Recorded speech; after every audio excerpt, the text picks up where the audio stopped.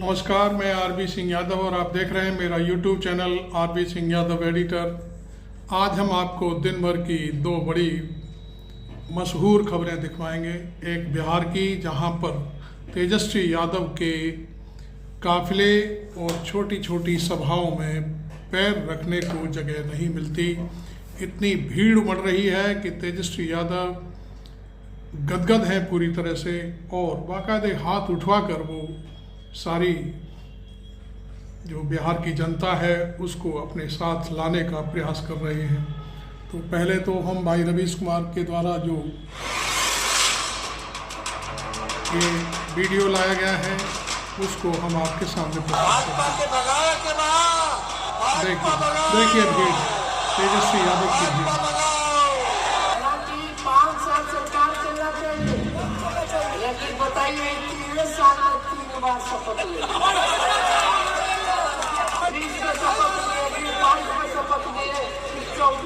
3 मार्च को पटना में बड़ी रैली हो रही है, उसके लिए तेजस्वी यादव लोगों से शपथ ले। लिए कुछ नहीं चाहिए, लेकिन एक बात किसी से भी पूछिएगा, इतना साल से नीतीश जी मुख्यमंत्री है, अब उनसे बिहार नहीं चलने वाला है।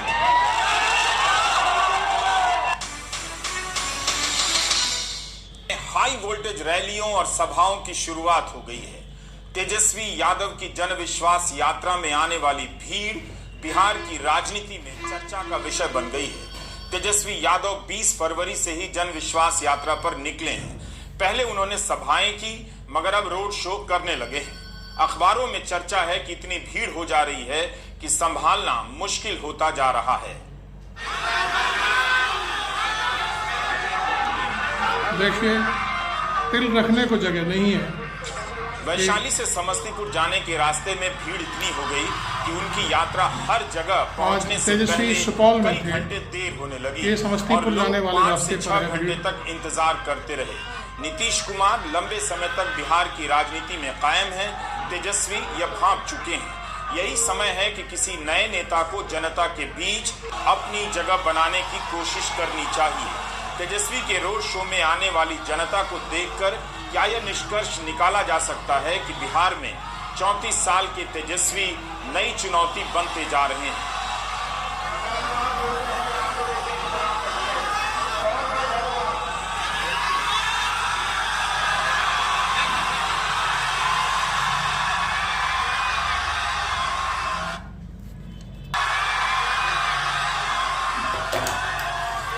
बिहार की जनता तेजस्वी यादव को कैसे देख रही है, लेकिन इससे भी बड़ा सवाल है कि बीजेपी इस तेजस्वी यादव को कैसे देख रही है। तेजस्वी का मुकाबला वो जनता के मैदान में करना चाहेगी या पीछे के दरवाजे से और जांच एजेंसियों के सहारे तेजस्वी को घेर कर।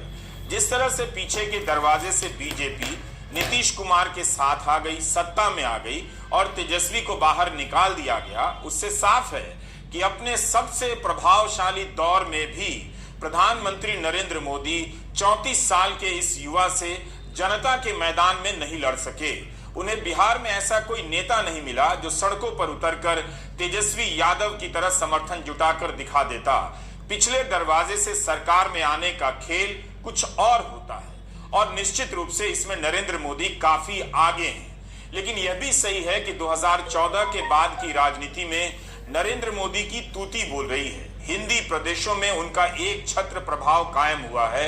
इसके बाद भी उन्हें बिहार में वैसी कामयाबी नहीं मिल सकी जैसी यूपी में मिली है। बिहार में बीजेपी दरवाजे के पीछे से लड़ती नजर आती है और हर बार बेदखल होने के बाद भी तेजस्वी सामने से लड़ने चले आते हैं। देखिए, तेजस्वी का क्या मुकाबला है? मुझे तो नहीं लगता कि कोई मुकाबला है बीजेपी का या वर्तमान मुख्यमंत्री। इस बार तेजस्वी कुछ नया करते लग रहे हैं। हवा में हाथ घुमाते ही जनता भी हाथ घुमाने लग जाती है। तेजस्वी पहले ऐसा नहीं किया करते थे, मगर इस बार की सभाओं में उनका हवा में हाथ घुमाना अपने आप में राजनीतिक स्लोगन बन चुका है। जनता इंतजार करती है कि तेजस्वी कब हवा में हाथ घुमाएंगे और वह भी साथ साथ दोहराएगी। इस एक करतब से वहां मौजूद जनता और नेता के बीच संवाद और रिश्ता स्थापित हो जाता है। इसके लिए माइक की जरूरत नहीं पड़ती, ना नारों की। आमतौर पर रोड शो में स्थायी रूप से लाउडस्पीकर नहीं होते हैं।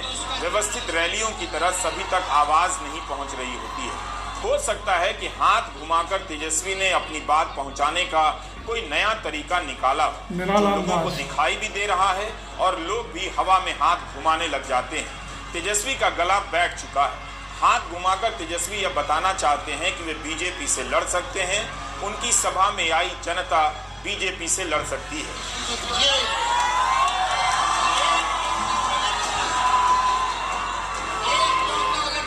बीजेपी के सारे आंकड़े फेल नजर आते हैं। हवा में इस तरह हाथ घुमाकर उखाड़कर फेंक सकते हैं। राजनीतिक दल अपने विरोधियों को कई तरह से चुनौतियां देते हैं, लेकिन यह भी ध्यान रखना चाहिए कि बिहार में बीजेपी और जदयू का आधार इतना भी कमजोर नहीं कि तेजस्वी हवा में हाथ घुमाकर उन्हें उखाड़ फेंके। बिहार की लड़ाई का पलड़ा अभी भी बीजेपी और जदयू की तरफ ही झुका है। लेकिन सवाल उठता है कि क्या बिहार में बीजेपी का कोई भी नेता तेजस्वी की तरह रोड शो कर सकता है, जनता के बीच जाकर इस तरह तेजस्वी को ललकार सकता है। इसके बाद भी तेजस्वी का हवा में हाथ घुमाना एक नई राजनीतिक देह भाषा का रूप लेता जा रहा है। जिस तरह से विपक्ष हताश, निराश और परास्त हो चुका है, उसके खेमे के बीच से 34 साल का एक नौजवान नेता उठ खड़ा हुआ है और चुनौती देने के अंदाज में हवा में हाथ भांज रहा है। दो बार बिहार में उप मुख्यमंत्री की कुर्सी तक पहुंचने के बाद सत्ता से बाहर कर दिए गए तेजस्वी यादव का यह जोश बता रहा है कि वे बिहार की राजनीति में टिकना चाहते हैं, लड़ना चाहते हैं। राजनीति में नेता बहुत तेजी से पुराने होते जाते हैं, मगर अपने इन्हीं नारों और कर्तव्यों से वे खुद को नया भी करते रहते हैं। तेजस्वी का हवा में हाथ भांजने का अंदाज ठीक वैसा ही है जैसे अखाड़े में कोई नया पहलवान किसी दूसरे शहर से आ गया है। हमको अपने लिए कुछ नहीं चाहिए, लेकिन एक बात किसी से भी पूछेगा, इतना साल से नीतीश जी मुख्यमंत्री हैं, अब उनसे बिहार नहीं चलने वाला है। कोई विचारधारा होनी चाहिए, कोई सिद्धांत होनी चाहिए, नैतिकता होनी चाहिए। जनता का जोश लेकिन साफ साफ दिख रहा है। उधर जाते हैं, उधर का लोग को कोसते हैं, इधर आते इधर का लोग को कोसते। कुछ दिन पहले भाजपा वाला क्या कह रहा था, देखिए वास्तव में देखा अपने आवाज तेजस्वी की आवाज दब गई है, गला रुंध गया है। कौन खड़ा था उनके साथ? जनता के बीच हम लोग बातें करते करते मिल करके 24 में भाजपा को हराते, गला बैठ गया है। लेकिन अब चाचा जी जो झंडा उठाए थे, अब भतीजा झंडा उठा करके भाजपा को चाचा का झंडा भतीजा उठाएगा। तेजस्वी को पता है कि उसी सामाजिक आधार से अपने लिए भी जनाधार बनाना है। पिछड़े वर्ग में नीतीश कुमार ने लंबे समय तक पकड़ बनाए रखी, मगर अब उनकी पार्टी बिहार में तीसरे नंबर की पार्टी हो चुकी है। उनका आधार या तो तेजस्वी की तरफ खिसका है या बीजेपी ने उसमें दखल बनाई है। तेजस्वी को पता है कि बचा खुचा आधार अगर उनकी तरफ आएगा तो वे बिहार में एक नया समीकरण बना सकते हैं, पार्टी को बढ़त दिला सकते हैं। इसलिए नीतीश कुमार के प्रभाव वाले क्षेत्र में उन्होंने चाचा की राजनीति की विरासत पर अलग तरह से दावा किया। चाचा का झंडा भतीजा उठाएगा। यह एक राजनीतिक समझदारी भी कही जा सकती है कि वे उस वोट बैंक से नहीं लड़ रहे जो नीतीश कुमार के साथ है, बल्कि उसके नए ध्वजवाहक के रूप में खुद को पेश कर रहे हैं। मीडिया तेजस्वी को मुस्लिम यादव समीकरण माई के खांचे में ही देख रहा है, लेकिन तेजस्वी ने एक नया माई बाप खोज लिया है। वे माई की जगह बाप की बात करने लगे हैं। बहुजन, अगड़ा, आधी आबादी और गरीब पुअर। माई की पार्टी है, एनवाई की पार्टी है। हम कहना चाहते हैं माई के साथ साथ बाप की भी पार्टी है। बाप की पार्टी कैसे है? बी से पहुंचल, ए से आगे,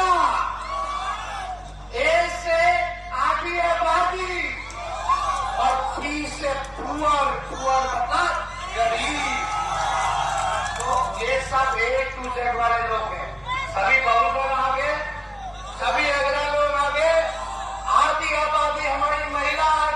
इन बैठकों की, इन रोड शो की खबर दिल्ली तक पहुंच रही है और भारी चिंता जताई जा रही है।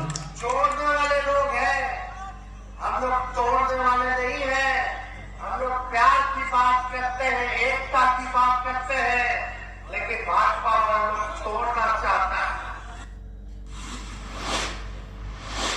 भीड़ क्या कोई लहर है?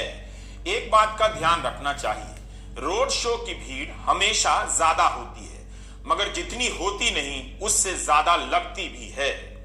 फिर भी तेजस्वी के रोड शो की तुलना अगर आप बेंगलुरु के चुनाव में प्रधानमंत्री मोदी के रोड शो से करें तो काफी कुछ अंतर दिखेगा। बेंगलुरु के रोड शो में आपको इंतजाम, वैभव, पैसे का बंदोबस्त दिखेगा। कैमरे के क्लोजअप से आप प्रधानमंत्री को लोकप्रियता के अवतार के रूप में महसूस कर सकते हैं। मगर इस चुनाव में बीजेपी कर्नाटका में हार गई थी। तेजस्वी के रोड शो में ऐसा कुछ भी नहीं है। कम से कम इंतजाम के मामले में कोई तुलना ही नहीं बीजेपी से। लोग यहाँ खुद से पहुंचे हुए लग रहे हैं और उनके जोश को संभालना मुश्किल लग रहा है। सवालों और संदेह के बिना राजनीति के विश्लेषण की यात्रा पूरी नहीं हो सकती। तो एक सवाल और भी है, आज की राजनीति में रैलियों में भीड़ जुटाना एकमात्र शक्ति प्रदर्शन नहीं है। राजनीति की शक्ति कहीं और है, बूथों के प्रबंधन में, उम्मीदवारों के चयन में और जनता तक अपनी बात को पहुंचाने में।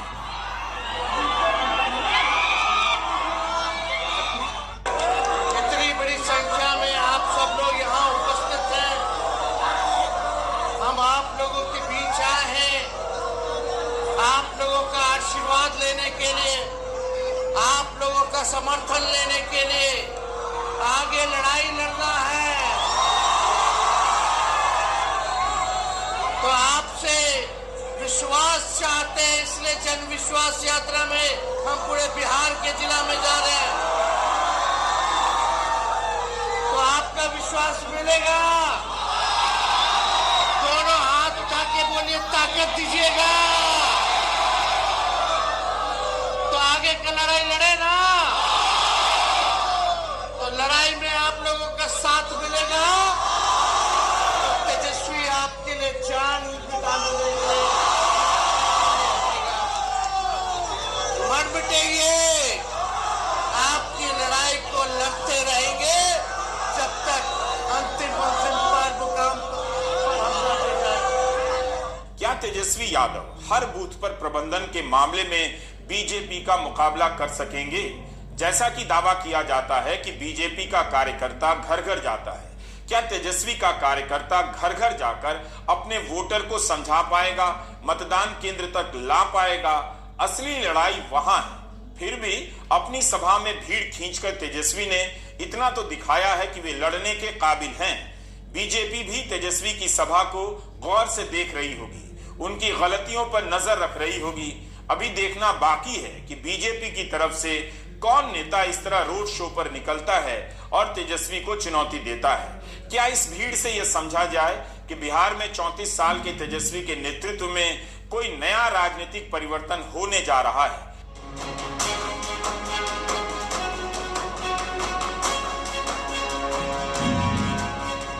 25 फरवरी की रात 2 बजे बिहार के सुपौल जिले में जनता तेजस्वी यादव का इंतजार करती रही। तेजस्वी लगातार लेट होते जा रहे थे। लोग उनके इंतजार में घंटों खड़े रहे। रात के 10 बजे 12 बजे भी लोगों ने उनका इंतजार किया, स्वागत किया, मगर सुपौल पहुंचते पहुंचते रात के 2 बज गए।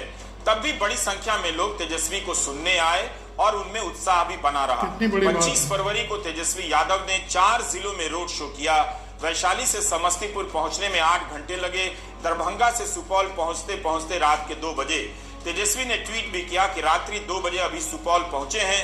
रास्ते भर देर रात आप जाकर जो इतना स्नेह, समर्थन, सहयोग, आशीर्वाद और विश्वास दे रहे हैं, वो मेरे ऊपर कर्ज है। बिहार और उत्तर प्रदेश एक दूसरे से सटे हैं, फिर भी बिहार की राजनीति उत्तर प्रदेश से बिल्कुल अलग है। यूपी में 2014 के बाद से लोकसभा और विधानसभा में बीजेपी का प्रचंड वर्चस्व कायम हुआ है।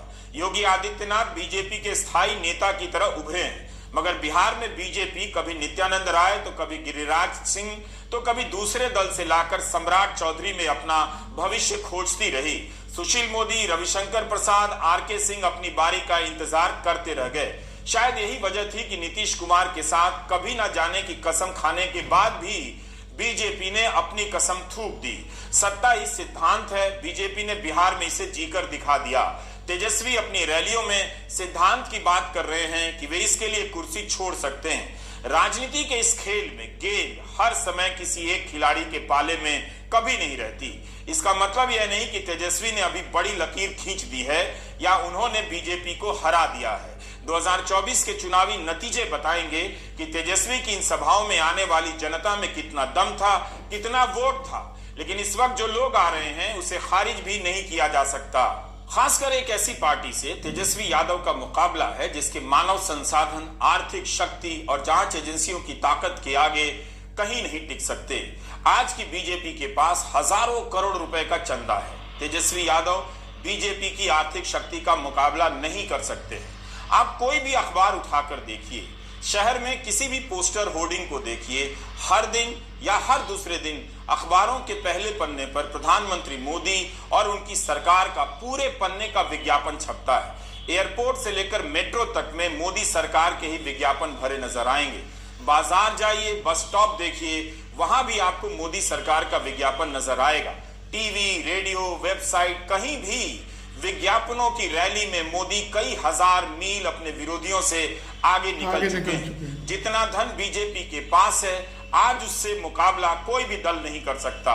चारों तरफ मोदी के पोस्टर लग गए हैं, मुश्किल से विपक्षी दलों के पोस्टर नजर आते हैं। इसके अलावा गोदी मीडिया के सैकड़ों चैनल, दर्जनों एंकर दिन रात मोदी मोदी करते हैं। सब तरफ मोदी के ही दिखने के इस दौर में, विपक्ष को जरा भी ना दिखाने के इस दौर में तेजस्वी यादव और राहुल गांधी की सभाओं में आने वाली जनता हैरान करती है। आप विपक्ष के पोस्टर देखिए, बहुत कम दिखेगा। यह सब पैसे का भी खेल है और 6,500 करोड़ का घोषित चंदा बीजेपी के पास है। जो लोग विपक्ष को पैसे दे सकते हैं उनके यहां जब तब छापे पड़ जाते हैं। अखबारों में विस्तार से छपता है कि अखिलेश के करीबी के यहां छापा पड़ा है, केजरीवाल के करीबी के यहां छापा पड़ा है। संसद में विपक्ष के नेताओं के भाषण काट दिए जाते हैं। 100 से अधिक सांसदों को निलंबित कर दिया गया। विपक्ष के पास टीवी और अखबार जैसे माध्यम नहीं हैं, उनकी खबरें मुश्किल से छपती हैं और छपती हैं तो कहीं किसी कोने में। 2019 के लोकसभा चुनाव में भयावह स्थिति थी। अखबार से लेकर टीवी तक से विपक्ष गायब कर दिया गया था। इस समय भी हर समय यही छपता रहता है कि विपक्ष कैसे लाचार है, उसके पास कोई आइडिया नहीं, दिशाहीन नहीं, भारत को लेकर चिंता नहीं। Your business is bound to fail. नहीं, दिशाहीन नहीं, भारत को लेकर चिंता नहीं। राहुल गांधी की यात्रा जब आगरा और अलीगढ़ पहुंची तो बड़ी संख्या में लोग सुनने आए।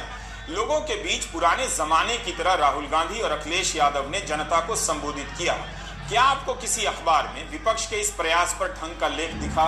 हर तरफ छप रहे अनगिनत लेखों में यही ठेला जाता है कि विपक्ष कुछ नहीं कर रहा, केवल आपस में लड़ता है, जनता के मुद्दे नहीं उठाता है। विपक्ष के बारे में दिन रात अभियान चलाया जाता है ताकि जनता के दिमाग से बचा खुचा विपक्ष गायब हो जाए। बार बार लिखा जा रहा है कि जहां जहां से राहुल की यात्रा गुजरी, इंडिया गठबंधन टूट गया। लेकिन क्या अखबारों ने इसे प्रमुखता से छापा कि इसी बिखराव के बीच इंडिया गठबंधन कई जगहों पर खड़ा भी हो गया? बिहार में गठबंधन तो नहीं टूटा। जब न्याय यात्रा चल रही थी, यूपी से न्याय यात्रा निकली तो चैनलों पर चलने लगा कि इंडिया गठबंधन टूट जाएगा। क्या उतनी प्रमुखता से उन्हीं चैनलों पर यह चला कि यूपी में इंडिया गठबंधन नहीं टूटा? दिल्ली में प्रवेश करने से पहले ही गठबंधन का काम पूरा हो गया। 10 साल से दिन रात मीडिया के इस खेल का लाभ केवल बीजेपी को मिल रहा है। आगरा की रैली में बड़ी संख्या में लोग मौजूद थे। अगर यही बीजेपी की सभा होती तो सभी अखबारों में भीड़ की तस्वीर पहले पन्ने पर होती और बड़ी बड़ी छापी जाती। टीवी चैनल चीख रहे होते। चैनलों पर और अखबारों में राहुल की सभाओं का कितना कवरेज है यह आपको भी देखना चाहिए।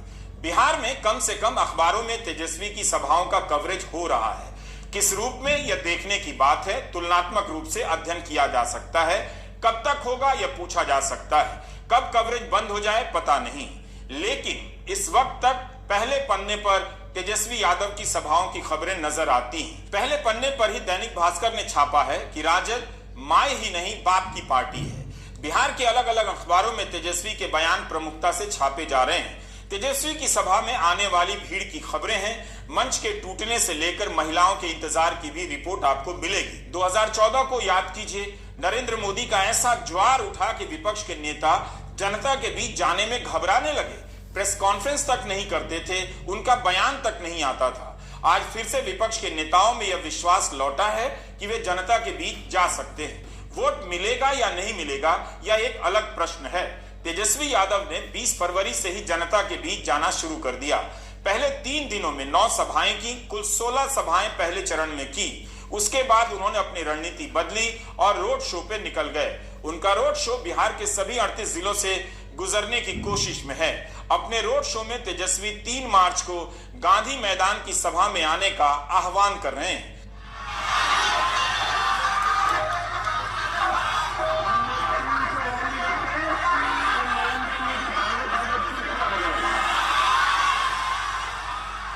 जनवरी को बिहार में सरकार गिरी थी।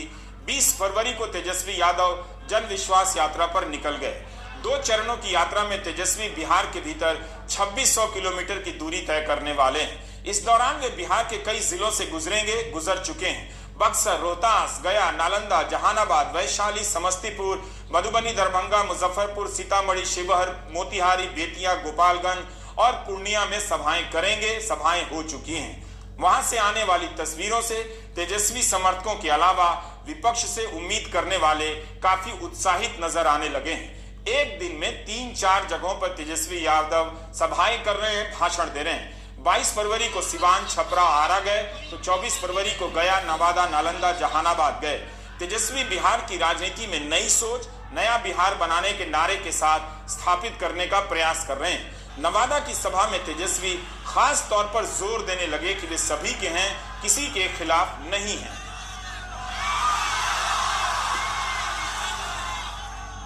तो सम्मान देंगे, सबको लेकर चलेंगे, चाहे अगड़े भाई हो, चाहे पिछड़ा भाई हो, चाहे अति पिछड़ा भाई हो, हमारे अल्पसंख्यक भाई हो, चाहे महादलित भाई हो या आदिवासी भाई हो, सब लोगों को लोग सम्मान देने का काम करेंगे, साथ लेकर के चलेंगे। तो भाजपा के भगावे के बाद लोग तैयार बात ना,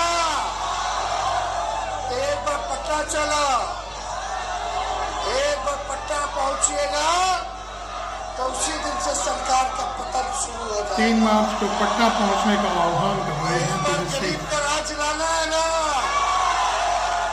अपना सरकार लाना है ना, आप लोग आइए पट्टा, हम इंतजार करेंगे आप सब लोगों का। Stop using old-fashioned iron. करेंगे आप सब लोगों का। मगर तेजस्वी यादव की इन सभाओं से उत्साहित होने से पहले बिहार के राजनीतिक यथार्थ से मुंह नहीं मोड़ा जा सकता। अगड़ी जातियों में विश्वास बनाने के साथ साथ तेजस्वी को उन पिछड़ी जातियों में भी भरोसा हासिल करना होगा जो बीजेपी और नीतीश कुमार के साथ हैं। हिंदू अखबार में अमित भेलारी ने रिपोर्ट किया है कि मुजफ्फरपुर की सभाओं में केवल यादव और मुसलमान नहीं थे, निषाद, लोहार, पासवान सहित आर्थिक रूप से कई पिछड़ी जातियों के लोग तेजस्वी के लिए नारे लगा रहे थे। इन सभाओं में युवाओं और महिलाओं की खासी मौजूदगी देखी जा रही है। अगर तेजस्वी यादव बिहार में बीजेपी को रोकने में सफल हो जाते हैं तो 2024 में तेजस्वी सबसे बड़ी कहानी बन जाएंगे और सफल नहीं हुए तब भी अपनी इन कोशिशों से याद रखे जा सकते हैं कि सत्ता से बाहर कर देने के बाद भी उन्होंने मजबूती से लड़ाई लड़ी। देखिए, इस यात्रा का मैं 20 तारीख से हिस्सा रहा हूं और संभवतः मैं इतने वर्षों से राजनीति में हूं, कई जगह देखा ये उभार लोगों का स्वतः स्फूर्त, बल्कि भीड़ कहने का आरजेडी प्रवक्ता मैंने नहीं देखा। प्रोफेसर साहब, तेजस्वी जी अब तक 22 जिले कवर कर चुके हैं और हर जिले में पहले सभाएं हुई, सभाओं के बाद ये तय पाया गया कि 3 तारीख की रैली के मद्देनजर अब हम रोड शो करेंगे। पटना से चल करके कल सुबह जब हम 10 बजे चले पटना से, हम सुपौल पहुंचे हैं रात्रि के 2:30 बजे। इससे आपको अंदाजा लग जाएगा कि इस यात्रा का व्याकरण क्या है।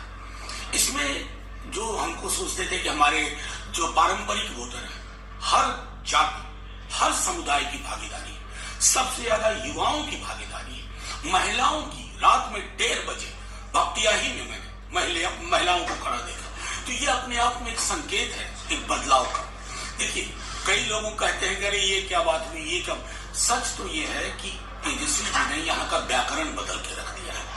लोग यहाँ मंदिर, मस्जिद, गुरुद्वारा नहीं सुनना चाहते। आप वो व्यक्तिगत आस्था का विषय, नौकरी, हर रैली में नौकरी मतलब तेजस्वी, भरोसा मतलब तेजस्वी, बेहतर अस्पताल मतलब तेजस्वी। ये जो सरोकार की राजनीति है, जिसमें जो हमारे, जिसको हम कहते हैं कि उस तरह के वर्कर, स्किल वर्कर्स, आशा, आंगनबाड़ी, ममता, रसोईया, उनके मानदेय बढ़ोतरी की बात हो रही है। तो मैं समझता हूं कि ये जो राजनीति में एक बदलाव आया है, यहाँ की सभाओं में, तेजस्वी जी की भाषा में, तेजस्वी जी को जो लोग स्वीकार करते हैं, ये बदलाव लोकतंत्र के लिए उचित है, बिहार के लिए उचित है। और इसके सकारात्मक परिणाम लोकसभा से लेकर के विधानसभा चुनाव, चाहे वो जब भी हो, वो आपको बड़े पैमाने पर एक बदलाव की बयार आपको दिखेगी। 3 मार्च को तेजस्वी यादव की गांधी मैदान में सभा है। 2 मार्च को प्रधानमंत्री नरेंद्र मोदी औरंगाबाद और बेगूसराय में सभा करने वाले हैं। 5 मार्च को पालीगंज में अमित शाह की सभा है।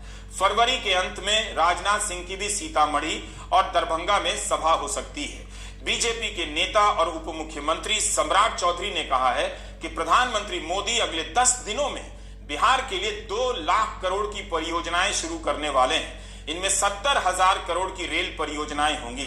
यह भी बड़ा सवाल है कि क्या बीजेपी इस बार नीतीश कुमार को अपना चेहरा बनाकर लड़ेगी, उन्हें आगे करेगी, या सरकार अपने हाथ में लेकर नीतीश कुमार की विदाई का भी इंतजाम कर देगी। प्रधानमंत्री की रैलियों और बीजेपी के पोस्टर पर नीतीश कुमार को कितनी जगह मिलती है, जल्दी पता चलेगा। बिहार के मैदान में इस बार लड़ाई घमासान होने जा रही है। बिहार में केंद्र और राज्य की सरकार, इनके द्वारा लाखों करोड़ों की योजनाओं के सपने, हजारों करोड़ चंदे से लैस बीजेपी के सामने 34 साल का एक लड़का है और उसकी पार्टी है। सामने 73 साल के चिर युवा प्रधानमंत्री हैं, जो इस उम्र में एडवेंचर स्पोर्ट्स भी कर रहे हैं। समुद्र तल में बैठे प्रधानमंत्री के इस वीडियो को लेकर ट्विटर पर न जाने क्या क्या लिखा जा रहा है। समंदर के नीचे भी पूरा इंतजाम है और इत्मीनान है, दिखाया जा रहा है। क्या वे इलेक्टोरल बॉन्ड के फैसले को लेकर ध्यान कर रहे हैं? क्या चंडीगढ़ में उनकी पार्टी ने लोकतंत्र की हत्या करते हुए पकड़ी गई, उसका प्रायश्चित कर रहे हैं? पीएम के मन की बात कौन जान सकता है? इस वीडियो में प्रधानमंत्री को देखकर लगता है कि वे तेजस्वी या राहुल के रोड शो से बिल्कुल परेशान नहीं है। क्या भारत जैसे देश के प्रधानमंत्री के पास इतना वक्त है कि उन्हें समंदर की गहराई में ले जाने के लिए इतना तामझाम किया जा रहा है? कुछ ही दिन पहले तो लक्षद्वीप में उन्होंने समंदर में गोते लगाए, इसे स्नॉर्कलिंग कहते हैं। ऐसा लगता है कि प्रधानमंत्री खुद ही अपने फोटो और पोज से ऊब जाते हैं। वे हर समय नया नया एंगल, नया नया पोज खोजते रहते हैं। फाइटर प्लेन में भी उड़ान भर चुके हैं। ऐसे तो उनके लिए चांद पर उतर जाने के अलावा अब कोई दूसरी जगह नहीं बचती है। हाँ, अगर माउंट एवरेस्ट पर जाकर तस्वीर खिंचाने का इरादा हो तो मैं कुछ नहीं कह सकता, मगर केदारनाथ के कृत्रिम गुफा में तपस्या तो कर ही चुके हैं। बाकी क्या है? प्रधानमंत्री की ये तमाम तस्वीरें अपने आप में किसी रोड शो से कम नहीं। जो जनता घर से नहीं निकलती है, वह भी दिन रात प्रधानमंत्री को ही अलग अलग मुद्राओं में देखते रहती है। भारत के किसी भी प्रधानमंत्री की इतनी तस्वीरें नहीं होंगी जितनी प्रधानमंत्री मोदी की हैं। अनगिनत तस्वीरों का 7 महासागर बनाने के बाद भी एक एक तस्वीर के लिए वे सागर तल में बैठे नजर आ रहे हैं। यहाँ वे अकेले शांत नजर आ रहे हैं, मगर उनके समर्थकों की गहराई का अंदाजा लगाना मुश्किल है। उनका भी वोटर फिक्स है। हाउसिंग सोसाइटी के अंकिल तो सदा के लिए फिक्स हो चुके हैं। मगर एक सवाल है, जब सब फिक्स हैं तब प्रधानमंत्री इतना सब क्यों कर रहे हैं? हर दिन उद्घाटन, हर दिन भाषण, हर दिन विज्ञापन और हर दिन जनता को फ्री में राशन। विपक्ष के लिए चुनौती तो यही है कि जिस चुनाव का रिजल्ट घोषित किया जा चुका है, अखबारों में एक बार नहीं कई बार लिखा जा चुका है कि मोदी सरकार तीसरी बार वापसी कर रही है, उसके बाद भी विपक्ष हताश नजर नहीं आ रहा, वह लड़ता हुआ नजर आ रहा है। किसी ने तेजस्वी यादव की जीत की भविष्यवाणी नहीं की है। जीत की भविष्यवाणी केवल बीजेपी की जा रही है। तेजस्वी यादव हो या राहुल गांधी हो, 2014 के बाद से मोदी के सामने इन लोगों ने लगातार बड़ी हार का सामना किया है। मोदी के पास जो आर्थिक संसाधन है, मीडिया है, मानव संसाधन है, इन नेताओं के पास उसका 10वां हिस्सा भी नहीं है। इसके बाद भी राहुल गांधी हर दिन कम से कम 100 किलोमीटर की यात्रा कर रहे हैं। तेजस्वी यादव भी 110 किलोमीटर की यात्रा कर रहे हैं। कांग्रेस से कितने ही नेता टूटकर बीजेपी में चले गए, कांग्रेस का खाता फ्रीज कर दिया गया। इसके बाद भी कांग्रेस के नेता सड़क पर हैं। हर लेख में यही लिखा जाता है कि इन सभी की हार की रात अभी बहुत लंबी है। मोदी को विजयी मानकर अंग्रेजी हिंदी के संपादक फाइनल जजमेंट लिख चुके हैं। यही नहीं, तीसरे कार्यकाल में मोदी को क्या क्या करना चाहिए इसका भी आइडिया दे रहे हैं। जिस मोदी ने 10 साल तक इन संपादकों के साथ एक भी प्रेस कॉन्फ्रेंस नहीं की, वही संपादक मोदी को आइडिया दे रहे हैं कि तीसरे कार्यकाल में उन्हें क्या करना चाहिए। ऐसे में विपक्ष के पास नए नए तरीके से संवाद करने के अलावा कोई रास्ता नहीं बचता। उसे जनता के बीच जाना ही होगा और जनता से बात करने के नए नए तरीके निकालने पड़ेंगे। तो सबसे पहले उसको इधर दिखाओ, उधर दिखाओ, ऊपर दिखाओ, नीचे दिखाओ। ये जो मैंने अभी यादव जी के साथ किया, ये काम नरेंद्र मोदी जी देश के साथ कर रहे हैं।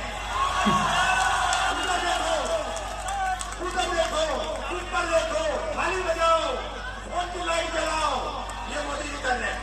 ठीक है भैया, अब एक और आदमी आओ ऊपर आ जाओ। ठीक है, अब ये देखो, ये अब इनकी जेब काटेगा।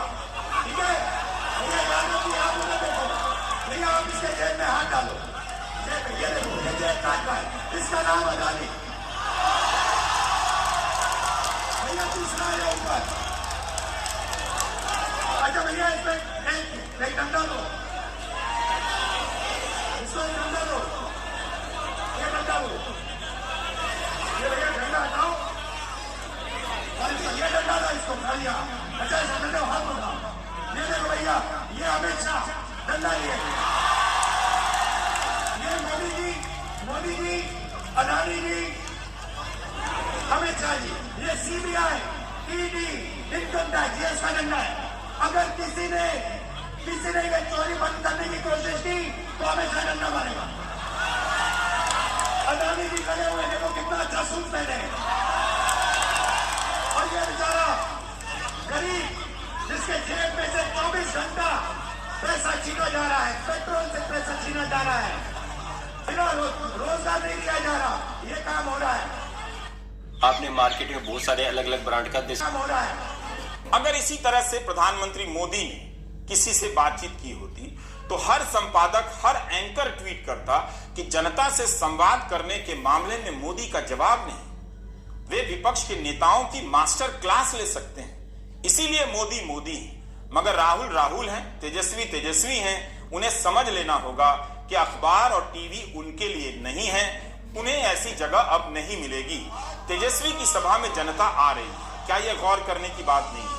जिस नेता के चारों तरफ जांच एजेंसियों का पहरा हो, जब तक छापे पड़ जाते हो, पूछताछ के लिए दिल्ली बुला लिया जाता हो, कभी भी जेल भेज दिए जाने का खतरा हो, उस नेता को दिन रात डर से कांपना चाहिए और भाजपा में चले जाना चाहिए था। मगर वो जनता के बीच जाकर भाजपा को ही ललकार रहा है। यह बड़ी बात है। सवाल यह भी बड़ा है कि वोट मिलेगा या नहीं। पिछले विधानसभा चुनावों में तेजस्वी की सभाओं में इसी तरह लोग आ रहे थे। ऐसा लग रहा था कि तेजस्वी के पक्ष में लहर है, मगर तेजस्वी सत्ता से दूर रह गए। इसके बाद भी तेजस्वी यादव की पार्टी बिहार में पहले नंबर की पार्टी बनी। बीजेपी एक सीट कम पाकर दूसरे नंबर की पार्टी बनी, लेकिन नीतीश कुमार से हाथ मिलाकर बीजेपी और जदयू की सरकार बन गई। इस बार गठबंधन टूट जाने के बाद भी राजद के पास भाजपा से एक सीट अधिक ही है।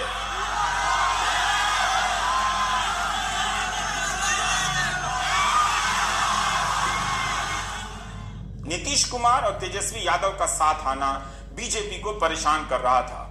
अब नीतीश कुमार फिर से बीजेपी के साथ हैं। क्या तेजस्वी यादव बीजेपी के लिए बड़ी चुनौती बन जाएंगे? तेजस्वी के बारे में इतना तो कहा ही जा सकता है कि वे नीतीश की तरह बीजेपी में नहीं जाएंगे। अभी तक जो उनकी राजनीति रही है उससे ऐसा नहीं लगता। आपने मेरा चैनल अभी सब्सक्राइब नहीं किया तो जरूर कर लें। चुप्पियों से ऐसा नहीं लगता कि कमलनाथ की तरह कभी भी बीजेपी में जा सकते हैं। मिलिंद देवड़ा, अशोक चौहान की तरह बीजेपी में चले ही जाएंगे। वे बीजेपी में जाने के बजाय जनता के बीच जा रहे हैं। तेजस्वी ने 28 जनवरी को बिहार विधानसभा में कहा था, जब समय आएगा तब तेजस्वी आएगा। क्या उनकी सभाओं में उमड़ रही भीड़ किसी तरह से इशारा कर रही है कि तेजस्वी का समय आने वाला है? नमस्कार, मैं थैंक यू रवीश भाई। अब हम अग्निवीर योजना पर आपसे बात करेंगे और इसके बारे में रवीश भाई बताएंगे।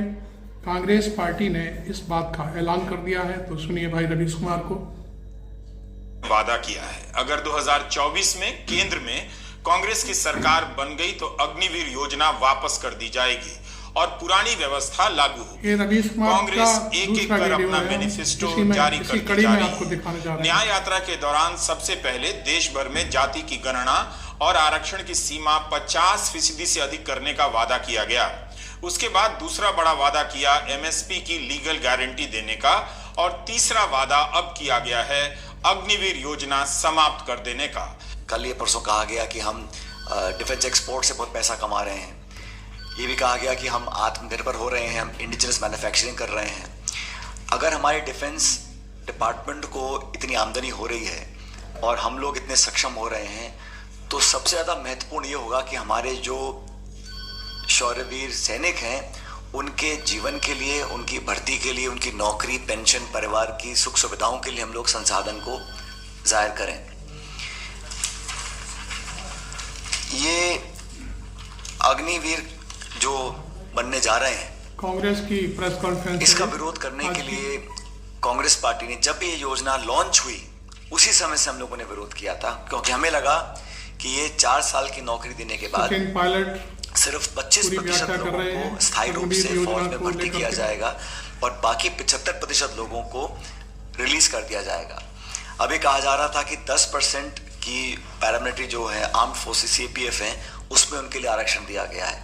लेकिन जो एक्स सर्विसेजमैन के लिए जो ऑलरेडी रिजर्वेशन है, उसमें सिर्फ 2.49% सरकारी पद भरे गए हैं। जो पूर्व सैनिकों के लिए पद आरक्षित हैं अब तक, उसमें सिर्फ 2.49% पद भरे गए हैं। फिर कहा गया कि अलग अलग स्टेट गवर्नमेंट्स अनाउंस करेंगे कि जो 75% अग्निवीरों को हम छोड़ देंगे वो कहाँ अब्जॉर्ब होंगे। एक आध राज्य ने किया है, बाकी राज्यों ने किया नहीं। बेसिकली जो लोग 4 साल की नौकरी के बाद एक कम उम्र में रिटायर हो जाएंगे, उनके भविष्य का कुछ पता नहीं, उनको पेंशन भी नहीं मिलेगी, उनको ग्रेच्युटी जो 11 लाख रुपए की दी जा रही है उसका भी जो आधा पैसा है उनकी तनख्वाह से कट रहा है। तो कहीं ना कहीं ये कॉस्ट कटिंग के चक्कर में हम लोग अपनी सेना की भर्ती की जो प्रक्रिया है उससे खिलवाड़ कर रहे हैं। पहली पदयात्रा और इस बार की न्याय यात्रा में राहुल गांधी लगातार अग्निवीर योजना का विरोध कर रहे हैं। इस योजना के विरोध के बाद भी राहुल गांधी को कई राज्यों में युवाओं का साथ नहीं मिला, या मिला भी तो कांग्रेस को इसके सहारे सत्ता नहीं मिली। 3 बड़े राज्यों में कांग्रेस हार गई। हार के बाद भी कांग्रेस ने इस मुद्दे को नहीं छोड़ा है। 4 साल में किया तो आपको मालूम है कि अब हिंदुस्तान में 2 तरीके के शहीद होंगे। एक, सेना वाला जब शहीद होगा उसे शहीद का दर्जा दिया जाएगा, और दूसरा जो अग्निवीर होगा, जब वो शहीद होगा उसको शहीद का दर्जा नहीं दिया जाएगा, उसकी लाश को बरी कर दिया जाएगा और उसको भूल दिया जाएगा। अग्निवीर योजना में जो शहीद होगा उसको ना पेंशन मिलेगी, परिवार को ना पेंशन मिलेगी, ना मदद मिलेगी, कुछ नहीं।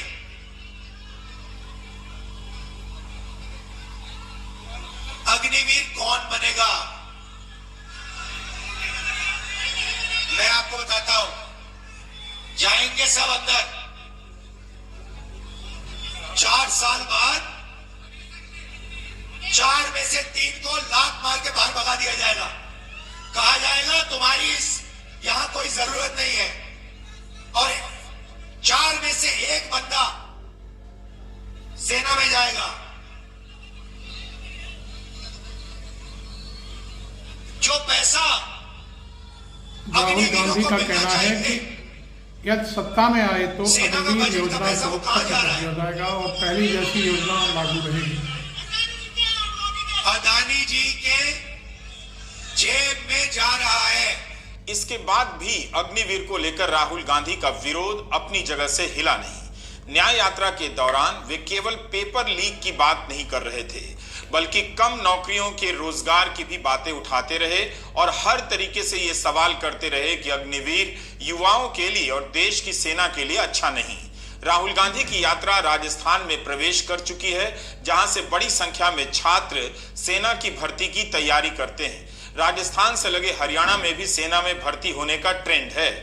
इसलिए आज कांग्रेस मुख्यालय में राजस्थान से सचिन पायलट और हरियाणा से दीपेंद्र हुड्डा प्रेस कॉन्फ्रेंस करने आए। कांग्रेस शुरू से ही इस योजना को वापस लेने और पक्की भर्ती का समर्थन करती रही है। दीपेंद्र हुड्डा ने कहा कि अग्निवीर योजना की मांग तो युवाओं ने नहीं की, न देश में किसी और संस्था ने। उन्होंने यह भी कहा कि जब से अग्निवीर योजना शुरू हुई है, हरियाणा में भर्तियां कम हो गई हैं। और बहुत से ऐसे प्रदेश जैसे हरियाणा प्रदेश, हमारे प्रदेश में नौजवानों के दिलों में जज्बा, देशभक्ति का जज्बा, देश के लिए सर्वोच्च निछावर करने का जज्बा, सुबह उठ के कड़ी परिश्रम, मेहनत, प्रैक्टिस, दंड बैठक, रेस अपने गांव में, अपने शहर कस्बे में जो नौजवान लगाता था कि देश के तिरंगे में लिपट के अगर मेरा शरीर कभी शहीद होके अगर वापस आए तो वो मेरे लिए गौरव का विषय होगा। उस देश में, उस प्रदेश हरियाणा जैसे प्रदेश में जहां हर साल आजादी के बाद से 2019 तक 5,500 की हमारी पक्की भर्ती होती थी, आज वो पिछले वर्ष केवल 964 अग्निवीर लिए गए, जिसमें से 722 वापस आ जाएंगे, केवल 210 के करीब पक्के किए जाएंगे। कहां 5,500 की पक्की भर्ती हरियाणा जैसे प्रदेश में, और कहां केवल 210 की पक्की भर्ती प्रतिवर्ष। ये कितना मैं समझता हूं कि जहां हमारा नौजवान देश की सीमाओं पे जाकर अपनी जान हथेली पे रख के देश का सुरक्षा करता था, आज वो डंकी के रास्ते दूसरे देशों की सीमाओं पे गैर कानूनी इलीगल इमिग्रेशन के माध्यम से उन सीमाओं के अंदर जाकर वहां पे मजदूरी करने के लिए मजबूर हो रहा है। देश में सबसे ज्यादा बेरोजगारी हो गई हरियाणा में, कहीं अपराध की बात आ रही है, तो स्थिति है। तो आज नौजवान की रुचि कम हुई, कोचिंग सेंटर बंद हो गए। हरियाणा, राजस्थान, उत्तराखंड, हिमाचल जैसे प्रदेशों में कोचिंग सेंटर जो फौज के होते थे, बड़े बड़े कोचिंग सेंटर बंद हो गए, तो रुचि कम हुई नौजवान की। उसके लिए कौन जिम्मेदार है? हाय एवरीवन, मैं हूं आंचल पाठक और 5 पैसा की IPO। कौन जिम्मेदार है? तो इस तरह अग्निवीर योजना की वापसी के ऐलान के लिए कांग्रेस ने अपने 2 बड़े नेताओं को प्रेस कॉन्फ्रेंस में भेजा, मगर सचिन पायलट और दीपेंद्र हुड्डा को यह भी पता करना चाहिए कि उनकी इस प्रेस कॉन्फ्रेंस को कितने चैनलों पर लाइव दिखाया गया। नहीं दिखाया। अगर दोनों नेताओं ने कांग्रेस छोड़ने को लेकर आज प्रेस कॉन्फ्रेंस की होती तो सारे चैनलों पर उनकी प्रेस कॉन्फ्रेंस लाइव चल रही होती। इन दोनों पर घंटों बहस होती और सभी बहस में दोनों कांग्रेस के बहुत बड़े नेता बताए जाते।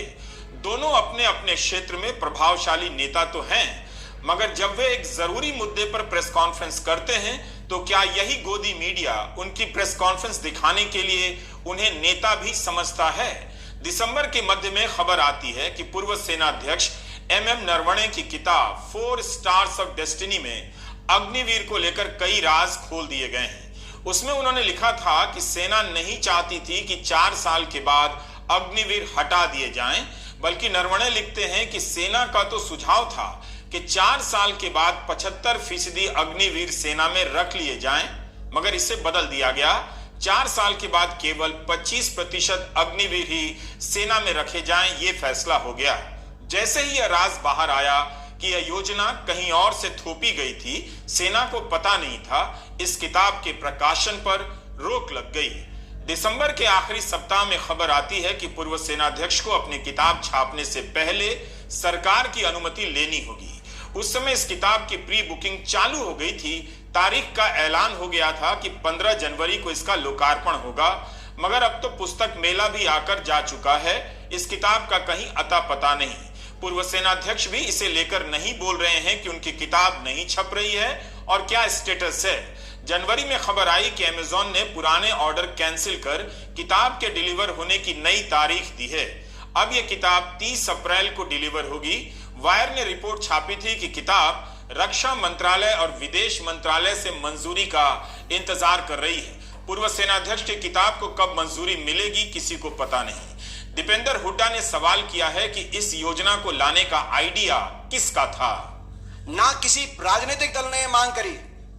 मैं सवाल पूछना चाहता हूं, ना घोषणा पत्र में था किसी राजनीतिक दल के, ना इतने वर्षों में मांग आई कि देश की फौज की चयन प्रक्रिया बदली जाए। जिस फौज पे हमें गर्व था, जिस फौज ने बार बार दुश्मन को का शीर झुकाने का काम किया था, हमेशा हमारे झंडे तिरंगे को ऊंचा रखने का काम किया था, उसकी भर्ती प्रक्रिया बदली जाए। हम सरकार से पूछना चाहते हैं, ये ऐसा फैसला आपने क्यों लिया और इस फैसले के अब दुष्परिणाम देश के सामने आने लगे। पहला दुष्परिणाम, जैसा कि हमने आपत्ति इस पे करी कि 4 साल के बाद बिना पेंशन घर वापस आ जाएगा, तो कहां जाएगा? जिस पर कैलाश विजयवर्गीय जी का बयान आया कि ऐसे नौजवानों को भाजपा कार्यालय के द्वार पे चौकीदार की हम नौकरी देंगे। मैं बता देना चाहता हूं भारतीय जनता पार्टी वालों को, ये देशभक्ति का भाव, आप देश की फौज पे राजनीति करना चाहते हैं, लेकिन देश की फौज में जो नौजवान जाता है जिस देशभक्ति के भाव से, वो आपके और कार्यालय के बाहर 4 साल के बाद आकर चौकीदार के भाव बनने के भाव से नहीं हो जाता। वो देश के लिए सर्वोच्च निछावर करने की बात का अपने मन में सोच के जाता है। अब सवाल उठता है कि क्या सेना की भर्ती के लिए तैयारी करने वाले देश भर के लाखों छात्र सिर्फ एक घोषणा से मोदी के प्रति अपनी निष्ठा बदल लेंगे? अगर इसका जरा भी डर होगा तो बीजेपी भी तुरंत वादा कर देगी कि वह अग्निवीर वापस ले लेगी। लेकिन हिमाचल चुनाव में हार के बाद भी बीजेपी ने ऐसा नहीं किया। जून 2022 में इस योजना की मंजूरी के बाद से जितने भी चुनाव गुजरे हैं, बीजेपी इसे लेकर जरा भी परेशान नजर नहीं आई। चुनावी नतीजे भी उसी के पक्ष में ज्यादातर राज्यों में गए हैं। ये सारी बातें ठीक है कि युवा सेना की भर्ती के लिए दिन रात तैयारी करते हैं, चाहते हैं कि सुरक्षित और पक्की नौकरी मिले, पेंशन हो और शहीद होने पर सम्मान मिले। लेकिन इसके बाद भी यह समझ लेना कि वे इसी आधार पर वोट देने जाएंगे कांग्रेस को, थोड़ी जल्दबाजी होगी। एक ऐसे समय में जब प्रधानमंत्री मोदी विरासत के नाम पर केवल मंदिरों के दर्शन कर रहे हैं, उनके आसपास विकास को विरासत के विकास का नाम दे रहे हैं, हर समय एक अवतार की मुद्रा में दिखाए जा रहे हैं। अगर युवाओं के इन मुद्दों का असर उन पर होता तो वे युवाओं के बीच जाते, मंदिरों में कम जाते। उनकी गतिविधियों को देखकर लगता है कि वे मंदिरों के जरिए युवाओं से लेकर जनता के दिलों तक पहुंच रहे हैं। क्या राहुल गांधी नौकरी और भर्ती के सवाल उठाकर जनता के दिलों तक पहुंच पाएंगे, खासकर युवाओं के? हम ये बात इसलिए भी कर रहे हैं क्योंकि राहुल गांधी ने इस मुद्दे को लगातार उठाया है। उनके YouTube चैनल पर भी इससे संबंधित युवाओं से बातचीत के कई वीडियो हैं। एक वीडियो है जिसे 30 दिसंबर 2023 को पोस्ट किया गया है। चंपारण से पदयात्रा कर नौजवान उनके घर आए, उनसे मुलाकात की। इन नौजवानों ने राहुल गांधी को बताया कि वे सेना की भर्ती की परीक्षा पास कर चुके थे, नियुक्ति पत्र का इंतजार कर रहे थे, लेकिन तभी अग्निवीर योजना थोप दी गई, पुरानी भर्तियां बंद कर दी गई। जी सर, हमें डिले का जो नोटिस मिला था लास्ट टाइम, वो मिला था 31 मई 2022 और 14 जून को सर ये लेके आ गए थे। 15 दिन बाद सर अग्निपथ आ गया था, उसमें सर कैंसिल कर दिया। मतलब उनको पहले से मालूम था? जी सर। सर नोटिस में ये बोला जाता था कि अब ये डिले है कुछ एडमिनिस्ट्रेटिव रीजंस की वजह से, जल्दी होगी भर्ती पूरी। कभी हमें ये नहीं बोला कि आपकी भर्ती और ये आपकी चिट्ठियां हैं? चिट्ठियां हैं, दिखाओ जरा।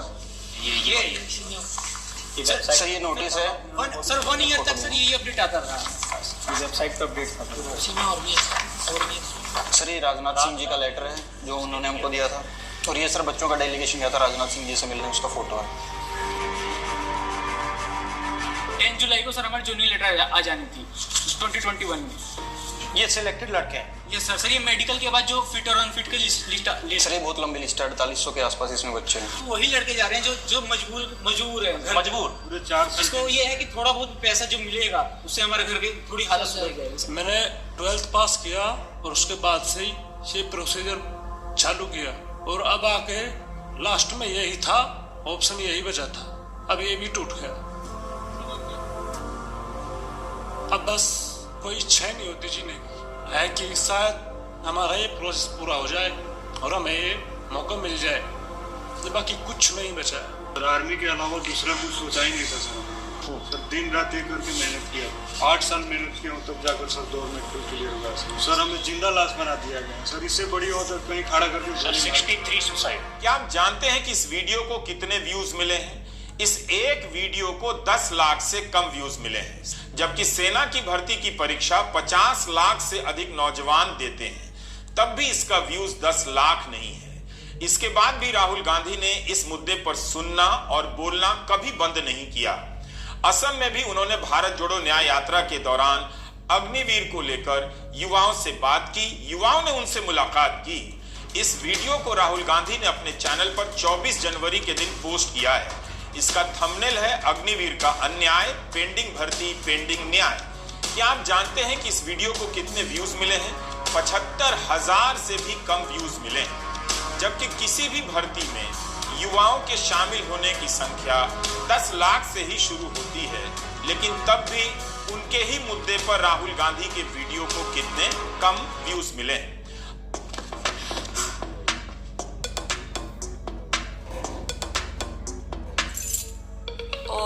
गांधी के वीडियोस पर मिले व्यूज की बात क्यों कर रहे हैं?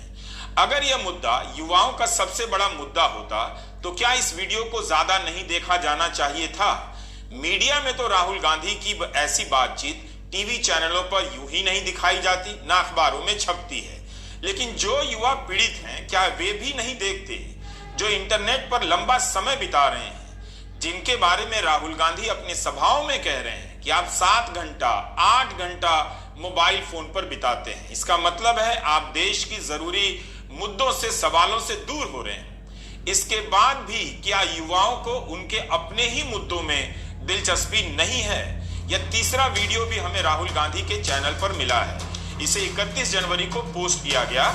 इस वीडियो को 2.5 लाख व्यूज मिले हैं। इसमें भी राहुल गांधी युवाओं के साथ अग्निवीर को लेकर बात कर रहे हैं। सवाल यह है कि जो नेता जनता के इस सबसे बड़े मुद्दे पर लगातार बात कर रहा है, क्या जनता उसे सुन भी रही है? खासकर वो जनता जो इससे सीधे तौर पर प्रभावित है। हमारे कहने का कहीं से यह मतलब नहीं कि राहुल गांधी को यह मुद्दा नहीं उठाना चाहिए, बल्कि यह बताना है कि इस मुद्दे के बाद भी उन्हें हार मिल रही है। युवाओं ने उन्हें हाथों हाथ नहीं लिया, लेकिन इसके बाद भी राहुल गांधी ने यह मुद्दा नहीं छोड़ा। राजनीति में लगातार हारते रहने के बाद भी अपनी सोच, अपने मुद्दों में यकीन बनाए रखना बहुत बड़ी बात होती है, जोखिम की बात होती है।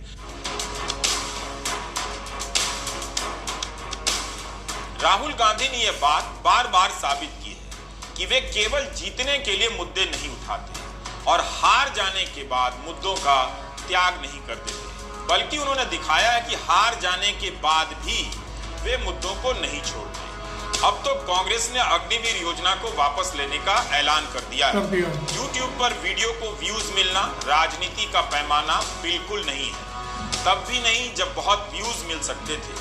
लेकिन इससे पता चलता है कि जिन युवाओं की बात राहुल गांधी लगातार कर रहे हैं, वे युवा कहां हैं, किस तरफ हैं। राहुल गांधी को उनकी तरफ पहुंचने में शायद बहुत लंबा वक्त लगेगा।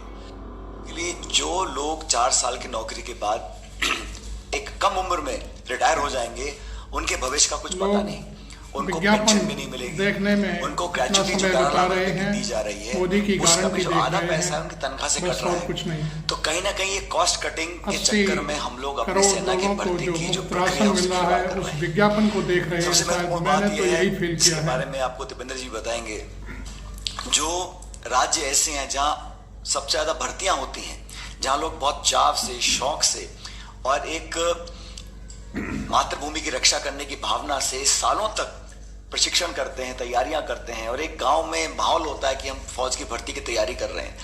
ऐसे लगभग 2.25 लाख लोग हैं जिनको आपने भर्ती दी लेकिन ज्वाइन नहीं कराया। उन्होंने बहुत लंबे समय से वो धरना देने अपनी मांग को रख रहे हैं। हम लोग कहना चाहते हैं कि अगर ये भारत सरकार G20 पे 4100 करोड़ रुपए खर्च कर सकती है, प्रधानमंत्री के हवाई जहाज के लिए 8400 करोड़ खर्च कर सकती है, सेंट्रल विस्ता प्रोजेक्ट के लिए 20,000 करोड़ खर्च कर सकती है, और इस वर्ष सरकारी इश्तिहारों के लिए 6,500 करोड़ खर्च कर सकते हैं। तो मैं मानता हूं कि हम लोग सिर्फ पैसा बचाने के लिए अपनी भर्ती की पूरी प्रक्रिया से खिलवाड़ करें, ये भविष्य के लिए, हमारी आंतरिक सुरक्षा के लिए, हमारे भारत की इंटेग्रिटी सिक्योरिटी के लिए कहीं ना कहीं चैलेंज बन सकता है। अच्छा है कि कांग्रेस जनता के मुद्दों के साथ खड़ी है, वो मंदिर जाकर जनता तक पहुंचने का प्रयास नहीं कर रही। कांग्रेस अध्यक्ष मल्लिकार्जुन खड़गे ने आज राष्ट्रपति को पत्र लिखा है कि भारत सरकार के एक फैसले के कारण 2 लाख लड़के और लड़कियों का भविष्य अधर में लटक गया है। इन सभी का 2019 से 2022 के दौरान भारतीय सेना के लिए चयन हुआ था। इन्हें सूचित भी किया गया कि सेना में लिए जाएंगे। 31 मई 2022 तक वे इस भरोसे में रहे कि उनकी भर्ती होगी, नियुक्ति पत्र मिलेगा, भर्ती के लिए बुलावा आएगा।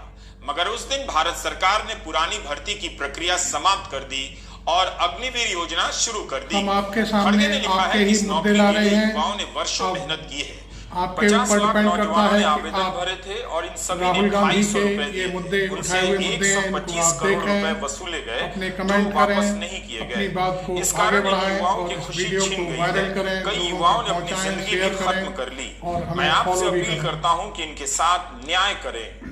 In 2023, if you are not using lakh नौजवानों के सेना में भर्ती होने की संभावना हमेशा के लिए समाप्त हो गई।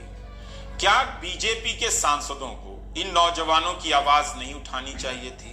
क्या गोदी मीडिया को इनकी बात लगातार नहीं करनी चाहिए थी?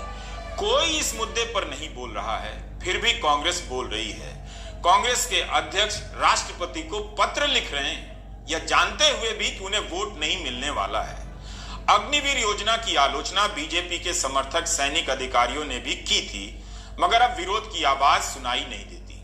क्या इन सभी बड़े वादों के सहारे कांग्रेस 2024 की चुनावी सभाओं में प्रधानमंत्री नरेंद्र मोदी और उनकी बीजेपी को टक्कर दे पाएगी? अभी तक कांग्रेस के दोनों गारंटी, आरक्षण की सीमा बढ़ाने, जाति की गणना करने और एमएसपी की गारंटी देने के वादे पर बीजेपी ने कोई संज्ञान नहीं लिया है।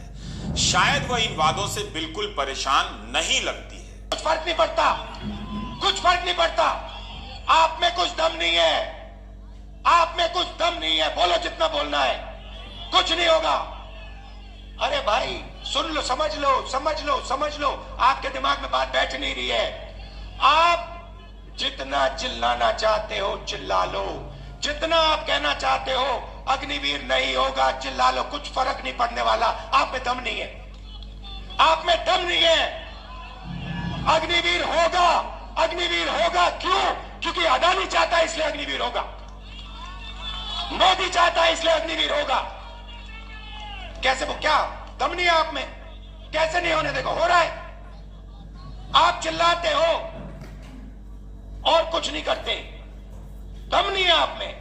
73% में दम नहीं है। सुलारक मैं बताऊंगा आपको रास्ता, मैं रास्ता बताऊंगा, मगर दम नहीं है तुम लोगों में। तुम लोग सोए हुए लोग हो। मैं खुल के तुम्हारे सामने बोल रहा हूं, तुम लोग सो गए हो। 73% हिंदुस्तान का जो बब्बर शेर है, जो इस देश को चलाता है, जो इस देश को आगे ले जाता है, वो सो गया है, डर गया है। ये देश की सच्चाई है। आप कहो जितना कहना है अग्निवीर नहीं होगा, अग्निवीर नहीं होगा, नहीं होगा। 73% में दम नहीं है। होगा कैसे नहीं होगा? अदानी ने डिसाइड किया होगा, होगा। नरेंद्र मोदी ने डिसाइड किया होगा, होगा। 90 ब्यूरोक्रेट्स ने डिसाइड किया है, होगा, होगा। दम नहीं है तुम में। अच्छी बात है कि राहुल गांधी युवाओं को जगाने का भरसक प्रयास कर रहे हैं।